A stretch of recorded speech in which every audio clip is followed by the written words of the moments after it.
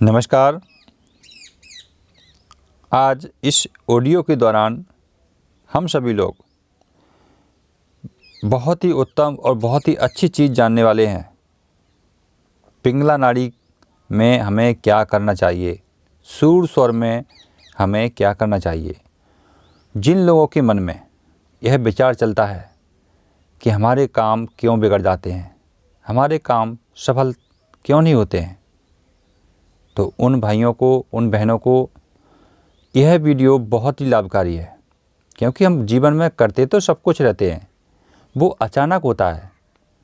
कोई भी इंसान अपने किए गए कार्य का पूर्ण फल नहीं कह सकता है, क्योंकि उसे पता नहीं है कि मैंने कौन से स्वर में कौन सा काम किया है।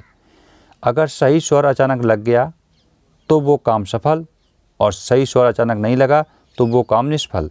इसलिए हमें काम में, अपने किए गए काम में कोई भरोसा नहीं होता है। और जो सिद्ध पुरुष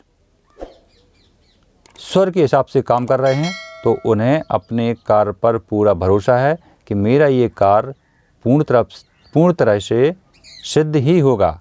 जो भी काम करेंगे वो सफल ही होगा। तो पिंगला नाड़ी अर्थात सूर स्वर में क्या करना चाहिए, अगर आप उत्सुक हैं यह जानने के लिए तो निश्चित जुड़े रहें इस ऑडियो के दौरान और पूरा ध्यान से सुनें। और हाँ साथियों, मैं एक आपसे गुजारिश कर रहा हूँ कि वीडियो को शेयर ज़रूर किया करें, क्योंकि ये बातें अपने तक सीमित मत रखो, इसे शेयर करिए। जितना आप शेयर करेंगे उतने अधिक लोग इसको ग्रहण कर पाएंगे,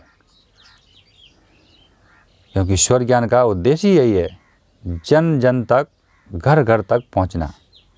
चलिए दोस्तों, जानते हैं कि पिंगला नाड़ी में हमें क्या करना चाहिए। वैसे तो मैं इस पर वीडियो बना चुका हूं, लेकिन वो वीडियो 2 साल पहले का है। तो हो सकता है जो हमसे जुड़ने वाले नए श्रोता हैं, महान लोग हैं, तो उनको इसके बारे में जानकारी ना हो, इसलिए मैं रिपीट कर रहा हूं। तो रिपीट करने के लिए मैं जिन लोगों ने सुन चुके हैं उनसे मैं क्षमा मांगता हूं। चलिए साथियों, जानते हैं सूर स्वर जो होता है, जो हमारे दाहिने नाक के छिद्र से जो हवा निकल रही है, इसे हम सूर स्वर अर्थात पिंगला नाड़ी कहते हैं, और इसे जमुना नदी भी कहते हैं। इसमें हमें करना चाहिए कठिन और क्रूर विद्या वाले काम। किसी को मारने का काम, किसी का मोहन करने का काम, मोहिनी का काम, पढ़ने में और पढ़ाने में, यह हमारी जो पिंगला नाड़ी है बहुत ही श्रेष्ठ है।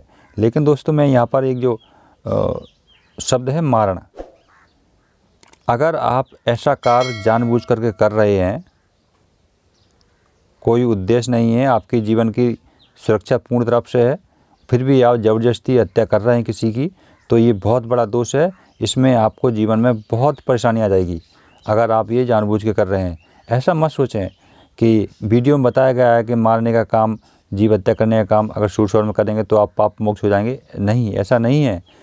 अगर आपकी जीवन में कोई दखलंदाजी करता है बिना अन्याय किए, आपका कोई दोष नहीं है, उसके साथ में कोई लेना देना नहीं है, फिर भी वो आपको सता रहा है, तो वहाँ पर अपने सूर स्वर का इस्तेमाल करके और उस व्यक्ति को आप सता सकते हैं। ऐसा कहा है हमारे शिव शंकर महादेव जी ने। तो इसका दुरुपयोग ना करें।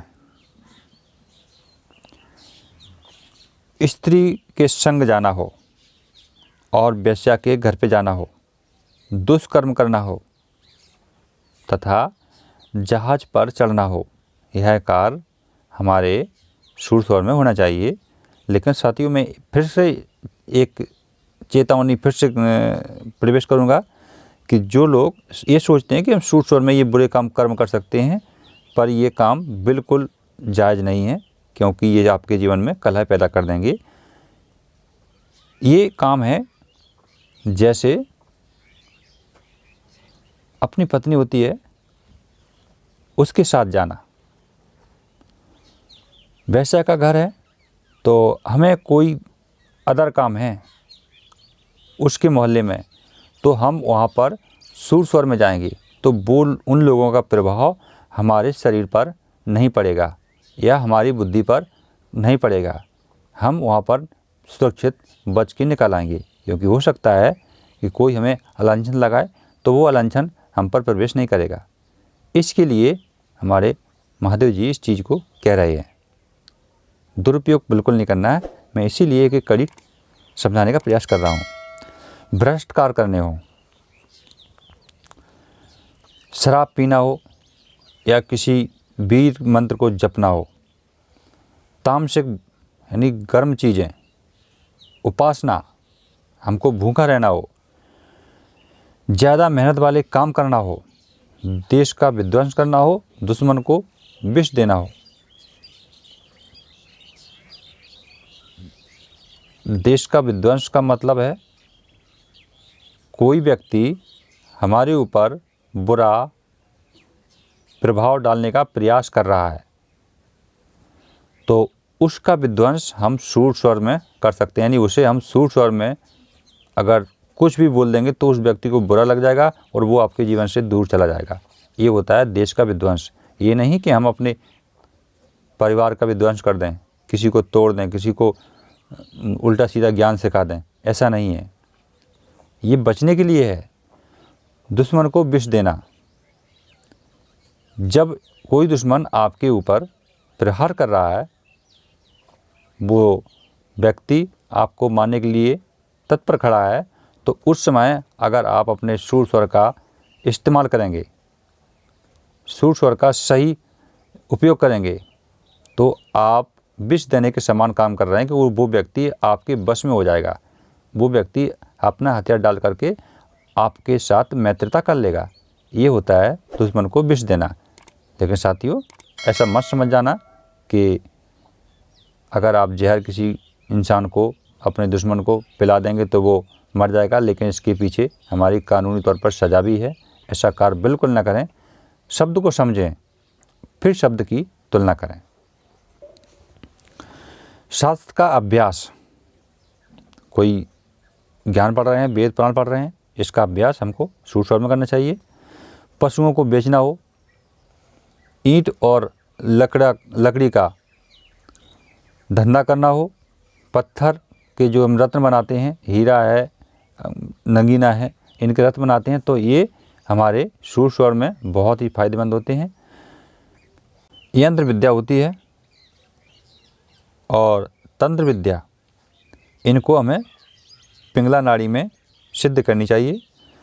अगर हम किसी राजा के किला के ऊपर चढ़ रहे हैं या पर्वत पर चढ़ रहे हैं, तो वो कार्य हमारा पिंगला नाड़ी में ही शुभ होता है, जिसमें हमें ऊर्जा शक्ति अधिक मिलती है। हाथी घोड़ा के रथ की सवारी आदि में हमें पिंगला नाड़ी में करनी चाहिए।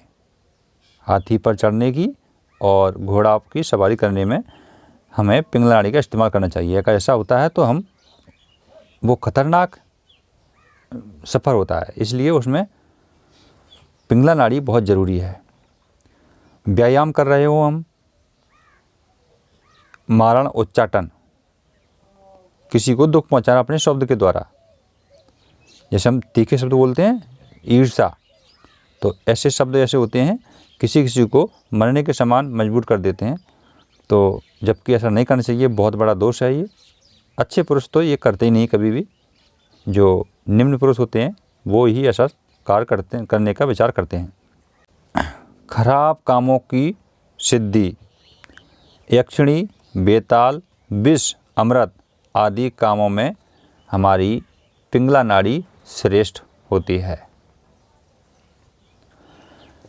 गधा, ऊंट, पड़ा, जिन्हें हम भैंसा कहते हैं, हाथी, घोड़ा आदि पर चढ़ना, चढ़ी नदी को पार करना, औषधि बनाना और लीपना और लिखना, यानी मिटाना और लिखना, ये काम हमारे पिंगला नाड़ी में अच्छे माने जाते हैं।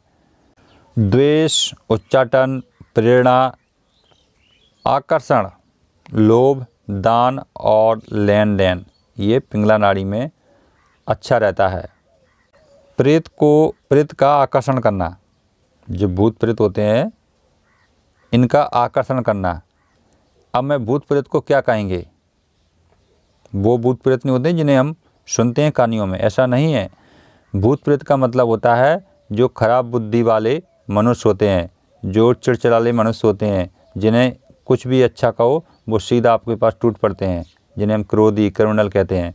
तो ऐसे लोगों का आकर्षण अपनी ओर करना है तो सूर स्वर में पिंगला नाड़ी में करना चाहिए।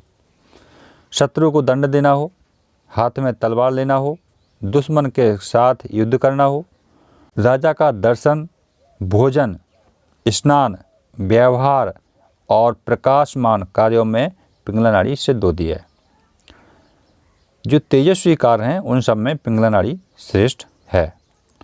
भोजन को पचाने में, स्त्री को वश करने में, सोना, जो हम लोग रात को सोते हैं ना, वो सूर नाड़ी में सोना चाहिए, पिंगला नाड़ी में।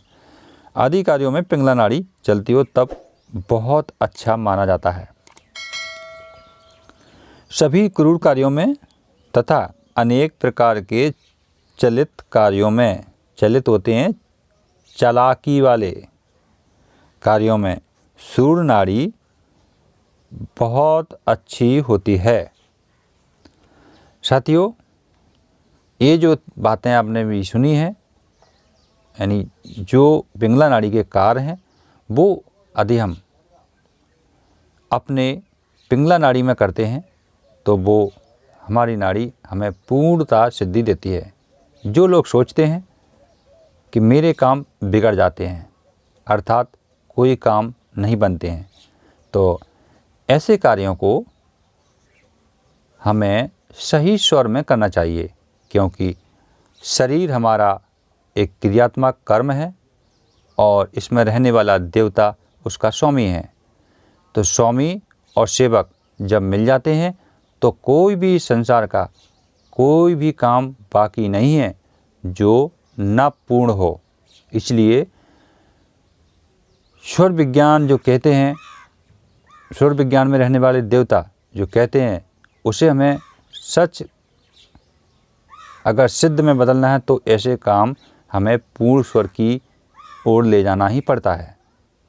तो साथियों, अपने जीवन के जो भी कार्य हैं वो सही स्वर के हिसाब से करें और देखें कि आपका जीवन कैसे सुंदर और बढ़िया स्वतंत्रतापूर्वक बनता है।